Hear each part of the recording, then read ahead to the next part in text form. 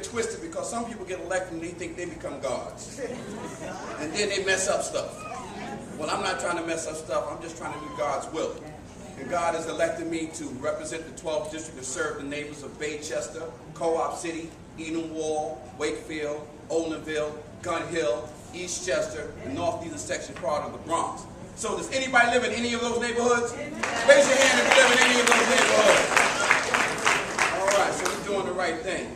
Now, I want to thank, first of all, I have to thank the pastor for allowing me a few words to just bring greetings and let you know what I've been doing and what we can do to unite ourselves even stronger to be a better 12th district, a better Bronx, and also better people serving under the glory of Christ.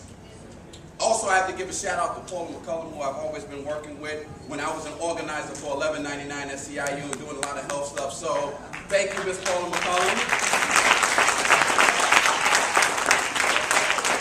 By the way, is anybody in 1199? Yes. Is 1199 in the house? Yes. All right. That leads me to the next person I have to give a loving shout out after Christ. Is the First Lady of the 12th District, Ms. Neva Shillingford King, who's an Executive Vice President of 1199. And my Stephania, who is my Director of Communications from my office, is also here, so thank her for being here. But one of the things is good he said about the 12. What I love about the number 12, we are in the 12th district. Okay. I love that. 12 is also a good number when we start talking about the 12 apostles who sat with Christ. That's a very good number. 12 is also the birthday of myself, March 12th, so 12 is a very good number. So I love it. But our neighborhood is a beautiful mosaic, even as we look around the congregation, whether you're from Jamaica, Trinidad, Tobago, Haiti, Dominica, Dominican Republic, Puerto Rico, Georgia, Alabama, Nigeria, you claim it, you name it, we got it right here in the 12th. And all of that allows us to recognize that we have a lot of similarities. And I urge us to continue to have conversations based on those similarities and not divide ourselves on any differences. I say that because when I had my State of the District address, I unveiled on that day what I call the District 12 flag.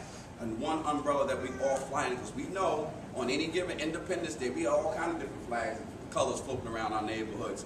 But I want us to always remain united, because you know what, if there's a pipe that busts on Gun Hill Road and no one doesn't have any water on this side of the block, they have no water on the next side of the block too. So I want us to always remind that we have to continue to be neighbors, but brothers and sisters first, because we have an obligation, and the scripture says we are our brothers and sisters keepers, so we must always keep that in the forefront. But I'm going to move quickly and let you know a little bit about some of the things that I've been doing since being elected in 2012 and re-elected just in last November. For those of you who don't know, we have 5 NYCHA developments, and that's New York City Housing Authority, from the big complex down here in Gun Hill, one right here in Eastchester, one Boston Secor, and Baychester and Edenwall. And what I've been able to do is just recently make sure that I'll continue to work with the neighboring community there and Tenants Association presidents to make sure that we have safe and quality of life in our NYCHA developments. Just put in over $900,000 that we will make sure that we'll have cameras, security cameras in the system in Eastchester Gardens to make sure our neighbors are safe from drugs and anybody who engage in any negative activities. In addition, just put $700,000 in the Boston Secor to make sure that we beautify the space over there for young children, that they can play football, basketball, and baseball, anything that's athletic that deters them from getting in any trouble. Another thing that we've done, I don't know if you heard recently, we've had a spike in shootings in the neighborhood over the last 2 weeks. Actually, we've had 8 deaths in this year. As according to last year, we only have 1. So that's a problem. So I had a conversation with Commissioner Bratton as well as the new Deputy Inspector Stevenson at the 4-7 Precinct, and we will be putting more officers in our neighborhoods, specifically in hot spots. Now, I'm saying this because safety is one of the greatest things that we deserve. And that means amongst ourselves, we need to understand that we need to police our own activity, so we don't have to rely on the men and women in blue to tell us how to get it right. And if we can do that, we take control of our own destiny again. I see a lot of youthful people, I was going to say young, but we're all young in here, just some a little younger. Our youthful people relying on you to get it right. One day, Pastor, myself, we're going to want to try. We want to go fishing one day and don't have to worry about the world. We want to make sure that you brothers and sisters can tackle it and take it on. but we need for you to have a strong foundation right now. So when the rules in life change on you, you're ready to deal with them. So that means building a foundation now through Christ, educating yourself, and just being well-mannered. One of the things that we have a challenge with is that our young people lack some manners and etiquette. You know? And I know when I was growing up, I respect my mama. I respect my grandmama. And when they asked me to do something, I knew how to do it. And I would say this is little, just FYI for your brothers. Your first encounter with the opposite sex is with your mother. Yes. So if you love your mother, you will know how to treat a lady.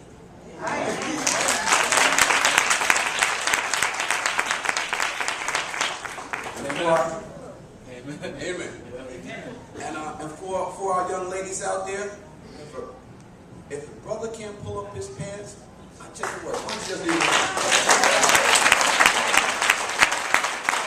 Ladies, young men do things to impress you.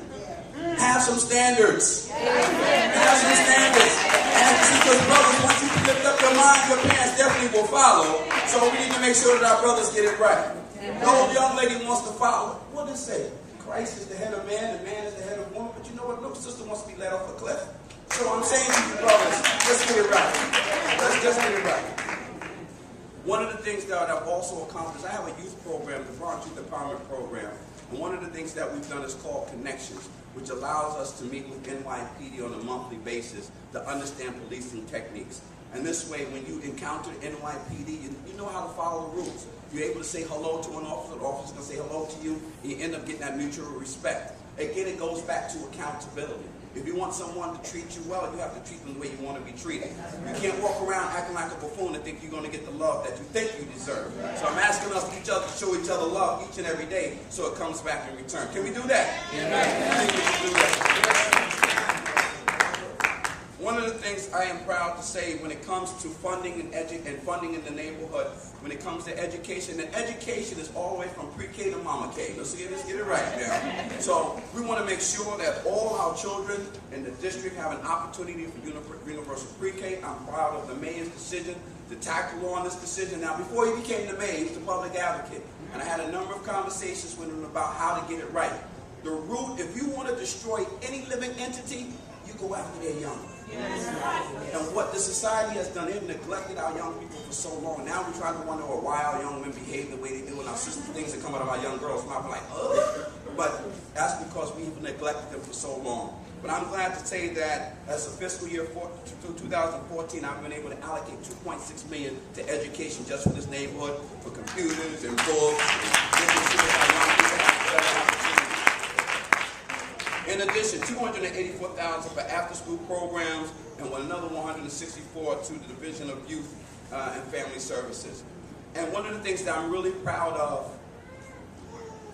we have a lot of, as I say, our golden individuals, our seniors in the neighborhood. Yeah, in your golden years, you are definitely our seasoned individuals in the neighborhood. And I'm glad to say between JASA and the retirees of Drysdale, all the range centers, that we've been allocated money and we've baseline money. That means what? What's baseline mean? That means we've put it in the budget that is part of the rule now. When it comes to senior services, we will not be sitting around having a budget dance. No senior ever has to come to my office and say, please, council member, can you fund my senior center? I had this conversation time and time again, and we finally got it right. When you are retired, you should never have to come to any elected official's office and tell them to do the job that you elected them to do from the start. So I'm glad we baseline senior services, so no senior has to ever come down to City Hall and say, please, please, please. Or did we want you to just come down and say thank you, okay? Another thing I'm looking to, I have established already, on the 12th of each month, there goes that number 12 again. On the 12th of each month, we have what I call Operation Clean the Streets. You might have seen it on News 12, it was that 12 again, that on the 12th of each month, as a community, we ask people to come over to the office, we put on our jeans and our shirts, and we go out, we pick a location or a couple of locations, and we keep it clean. No one comes out of the community and dirties your community. It's just like people don't come into your house and just dirty up your house. It's you and your children that dirty up your house. And it's up to you to keep your house clean. So it's up to us to recognize if you have trash in your hand, find a trash receptacle to throw it in. Don't just throw it on the floor. Find a trash or hold on to it. So what we do on the 12th of each month, we have Operation Clean the Street. So I'm inviting the congregation next month. And for those of you who don't know, my office is actually 1 block away from here, so it's not like you got to go far. 1 block away from here, and join us on the 12th of each month. There was 1 or 2 of you to join us to make sure that we keep our community clean. Next, I want to just share with you, yesterday we held a press conference on Gun Hill and White Plains Road. And the reason we did that, in 2008, since 2008, we've had 4 killings from road rage, accidents. Just recently, we had an accident right here on Gun Hill Road in Laconia, and 2 car accidents, and the car ended up going into one of the businesses head on. So what we've decided to do, and I move around this corridor a lot, cars are really just driving too fast. You know, they violate the speed limit. And as again I said earlier, we are a beautiful mosaic with a whole host of people from different authorities who've made their way here to the 12th. But you know what happens? That brings a lot of different driving skills. Yeah. So with those different driving skills, not everyone seems to comprehend the speed. So what we've done on the Vision Zero, the mayor's plan, to make sure that pedestrians have an opportunity to move freely and cross the streets without fear of being run over. We have implemented Vision Zero right here from the stretch of Gun Hill Road from Jerome Avenue all the way to the New York State Thruway at 95 at the end. This is going to become a slow zone corridor where the speed limit will be reduced to 25 miles an hour as opposed to the 30 that people ignore anyway and reduce it. So between the Evander and the Immaculate and the churches, it gives people an opportunity to feel safer when they go out. And as of June 6th, NYPD will be out here enforcing that rule. So if you are a driver, as of June 6th, NYPD will be enforcing Vision Zero and making sure that you adhere to the traffic rules of the road and driving within the speed limit. Next, I want to touch on immigration services that my district office, immigration services that my office delivers. Now, again, many of us from our community are from the Caribbean, from Africa, and many of us are still trying to find a way to get the form of citizenship. Well, every Tuesday, I have attorneys in there who are there to help you navigate that process to bring you closer to being a United States citizen if you're not. If you have friends, neighbors who need the services and help, tell them every Tuesday make their way to my office so we can figure out how we can help you move yourself from temporary residency to permanent residency of a United States citizen. So we're looking forward to do that and continue to help on that. Legislation, I've introduced a number of legislation. I won't go through them all, but I was glad that as in my first year, actually after a couple of weeks in the council, I submitted my first resolution to make Co-op City officers give them peace officer status. One of my colleagues said, "You waste no time." I said, "Hey, the people sent me down here to do a job, and I'm here to work, and I'm here to serve." So you can count on Councilmember King showing up to working for you. Next, I'm proud of the first piece of legislation that I was able to pass in my first year, and it requires the DOE to provide information if your child is going to kindergarten, 6th grade, or 9th grade, or you're a new transfer student, that you must be advised of all the college saving plans. Now, we do ourselves a disservice as people of color sometimes when it comes to higher education, not understanding that in today's society, we need to pursue higher education, whether it's at a skills school, a trade school, or 2-year school, 4-year school, BA, MA, PhD, whatever it is. But in order to obtain a higher education, it costs money. So that means we need to start saving early on with the plan of allowing our children to think better. Because what tends to happen, our children may not think, or even parents, we may say, okay, we're going to go to college. And then by the time he or she gets in high school, we start trying to figure out that financial plan. But what ends up happening to some students, and a lot of students, is that academically, they aren't prepared by the time they get to high school.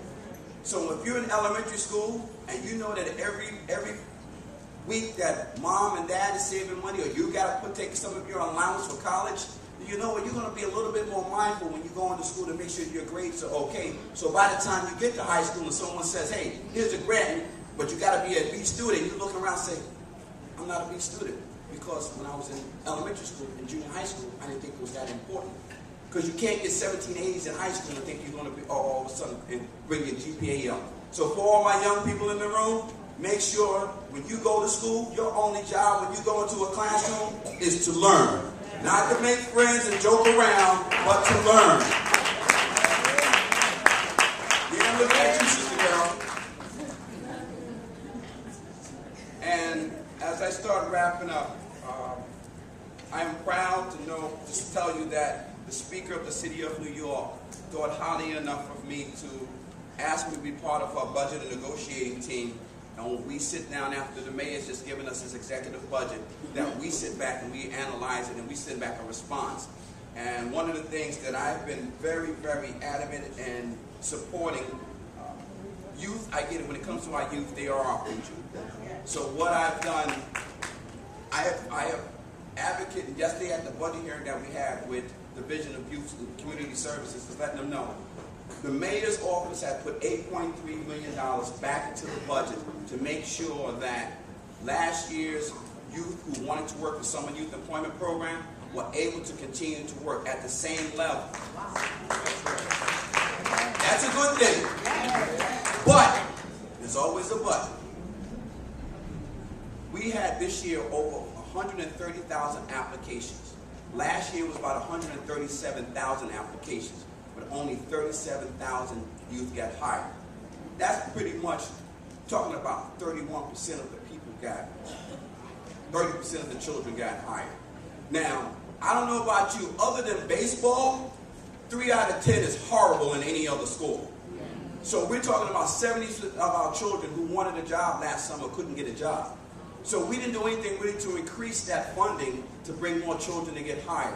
So I'm stomping the ground with my colleagues to make sure that the administration finds a way to increase that budget to make sure that more children will have an opportunity to work this summer, because we know idle time becomes the devil's worship playground. So we don't want this to happen to our children. So I'm going to be standing up and fighting for more and more money for summer youth programs to make sure that our children have an opportunity to work, so they're not on the streets trying to sell something they shouldn't be selling.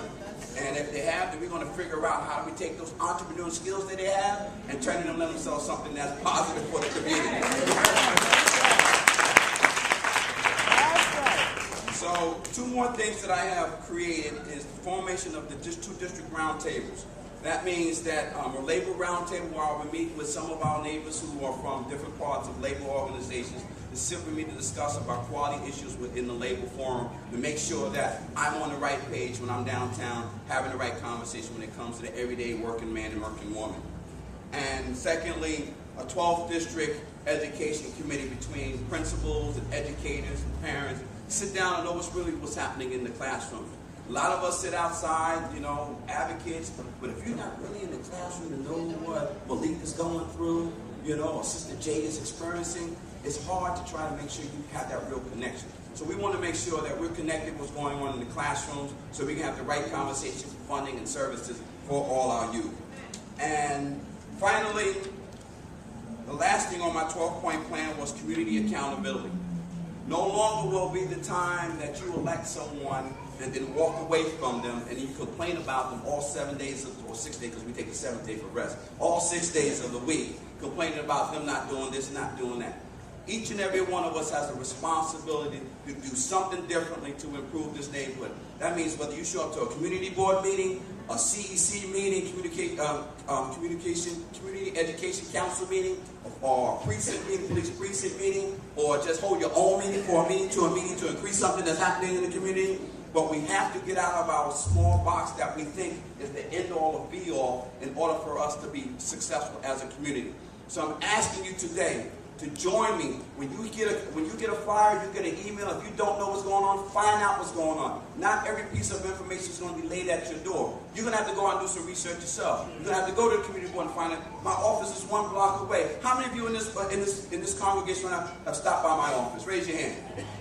Not enough. Not enough. Just not enough. All right? But thank you for those who have stopped by. And finally, I want to give Marlene Allen a shout out, because where's Sister Marlene? Where she go? Right here. There you go. Sister Marlene, I just appointed, you talking about community accountability, people participate. Well, because she's been participating, I just appointed her to the community board. So I'm glad that not only she's representing the church, but she's going to be representing the community.